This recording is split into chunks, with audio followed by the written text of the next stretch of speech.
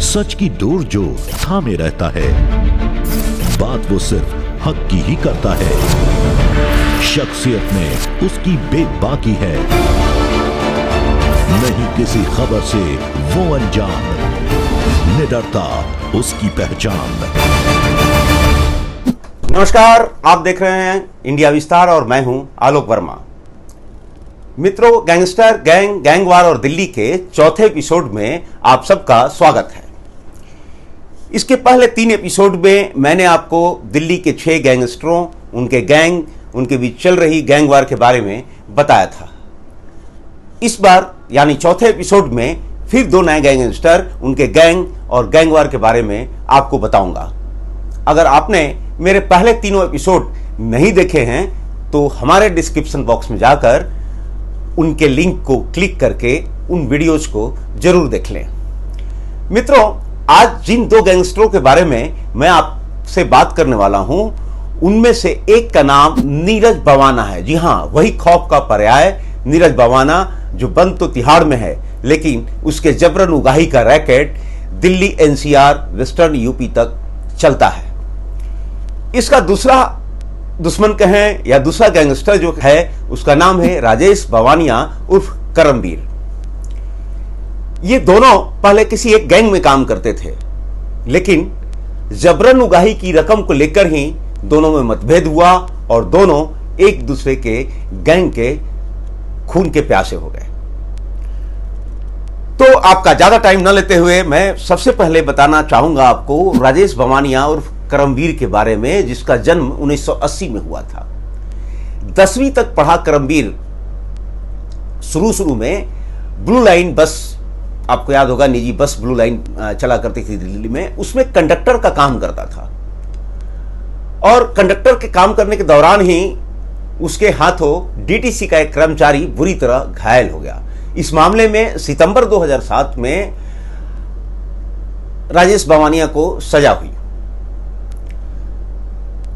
वो पहला क्राइम का केस दर्ज हुआ था और उसमें सजा हुई थी, लेकिन तब से अब तक राजेश बवानिया के खिलाफ 43, जी हां, 43 मुकदमे दर्ज हैं, जिनमें मर्डर, एक्सटॉर्शन, किडनैपिंग, हर्ट करना, चोट पहुंचाना, हमला करना आदि कई मुकदमे दर्ज हैं।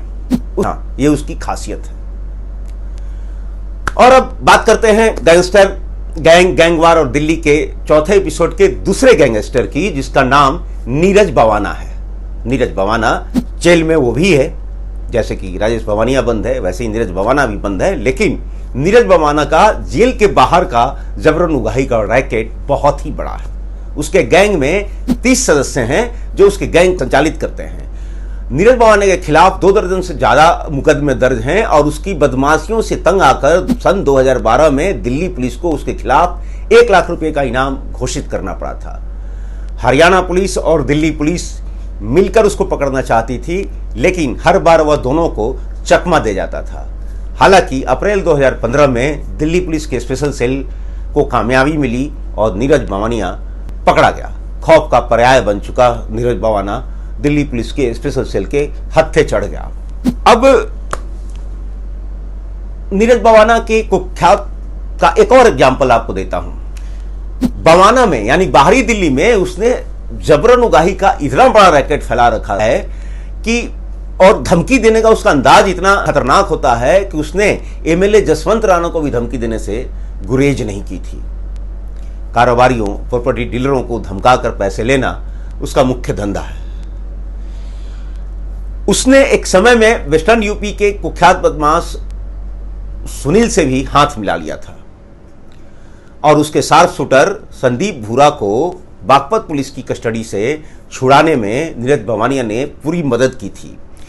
ये मामला काफ़ी चर्चित रहा था। संदीप भूरा को पुलिस कस्टडी से छुड़ाकर फिल्मी अंदाज में भगा ले गए थे ये लोग, और उस वारदात में पुलिस के कार्रवाई सहित कई हथियार भी लूटे गए थे। तो नीरज बवाना ज़्यादा खतरनाक, ज़्यादा उसका नेटवर्क फैल चुका है। हालांकि वो जेल में बंद है, लेकिन जेल से ही वो संचालित करता है। अब दोनों के गैंग के बारे में आपको मैंने बताया, दोनों के बीच गैंगवार की इस बात को लेकर है, ये बहुत बड़ी बात है, बहुत मामूली सी बात थी एक्सटॉर्शन की रकम। दरअसल दोनों नीतू दाबोदिया नाम के कुख्यात बदमाश के लिए काम करते थे। नीतू दाबोदिया के लिए नीरज बवाना शुरू में उसके बिहाफ पर जबरन उगाही की रकम वसूला करता था, लेकिन कुछ दिन बाद नीरज बवाना के मन में लालच आ गया और उसने जबरन उगाही की रकम को नीतू दाबोदिया के हाथों सौंपना बंद कर दिया। यही नहीं, उसने नीतू दाबोदिया का गैंग भी छोड़ दिया और अपना गैंग बना लिया और उसके गैंग के लिए अजय उर्फ सोनू दादा जबरन उगाही की रकम ऐंठने लगा। इस बात की खबर नीतू दाबोदिया को लग गई और नीतू दाबोदिया ने तब 10 दिसंबर 2012 को नीतू दाबोदिया के हाथों अजय उर्फ सोनू दादा की हत्या हो गई। नीरज बवाना इस बात का बदला लेना चाहता था, वह इस ताक में रहता भी था, लेकिन अक्टूबर 2013 में दिल्ली पुलिस के स्पेशल सेल के हाथों एक एनकाउंटर में नीतू दाबोदिया मारा गया और नीरज बवाना का उससे बदला लेने का प्लान दिल में ही रह गया। लेकिन नीतू दाबोदिया के गैंग को तब प्रदीप दहिया और विक्रम उर्फ पारस जैसे लोग संभालने लगे। नीरज बवाना ने पहले प्रदीप दहिया की हत्या कर दी, फिर जेल वैन में विक्रम उर्फ पारस को भी मार डाला। तभी से राजेश बवानिया नीरज बवाना के साथ दुश्मनी रखने लगा, सोचने लगा बदला लेने के लिए, और राजेश बवानिया ने भी नीरज बवाना के कुछ लोगों को मार डाला।